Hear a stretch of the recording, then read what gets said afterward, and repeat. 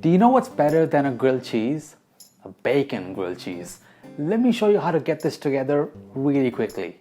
But for those who want a more traditional grilled cheese, don't worry, I'm gonna come up with that recipe on this channel very soon.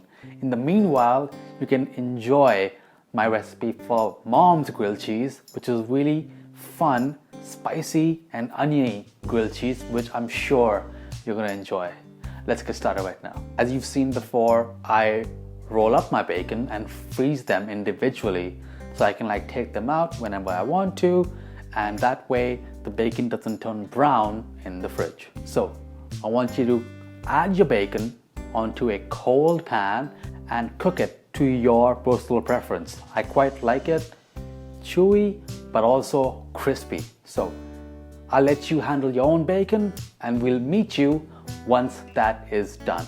So once you're happy with your bacon, set that aside, get that pan cleaned up, and let's start assembling our grilled cheese. So here I have some rye bread and some softened room temperature butter. Spread that out on one side of each bread.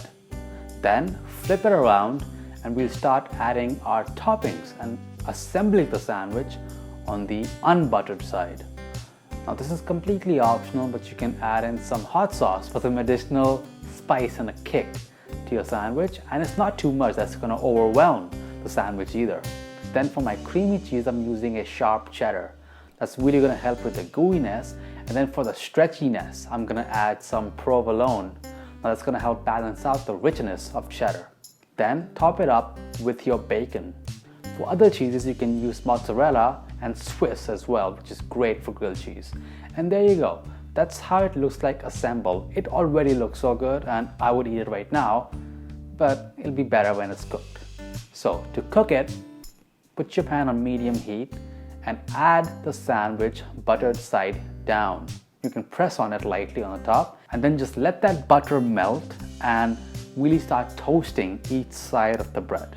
Now one tip to keep in mind when making any grilled cheese is you don't want a pan that is too hot. You want to cook it gradually to let that underside of the bread get nicely toasted and still give enough time for the heat to radiate through the sandwich to melt that cheese.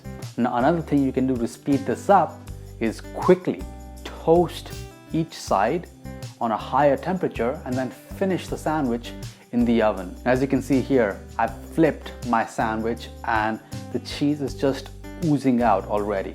You want to cook this until the underside is evenly toasted as well, and that's going to take just a few more minutes. And you can see it is very crispy indeed. And that's the beauty of a grilled cheese, a nice buttered, crispy toast and some ooey gooey cheese. There is something known as too much cheese when it comes to grilled cheese, because you still want to taste the bread. It's not just about the cheese. If you want that, have mozzarella sticks. Use a sharp knife, one clean cut, and then check this out. That is some real cheesiness. And what's left to do? Just serve it with some ketchup or your favorite sauce, and that's how you make a great bacon grilled cheese. Now, as I said, if you want to see a more classic grilled cheese, stay tuned. Hit subscribe, hit that bell icon. Let me know you enjoyed this video by hitting like and comment down below, and I'll see you on the next one. Bye guys.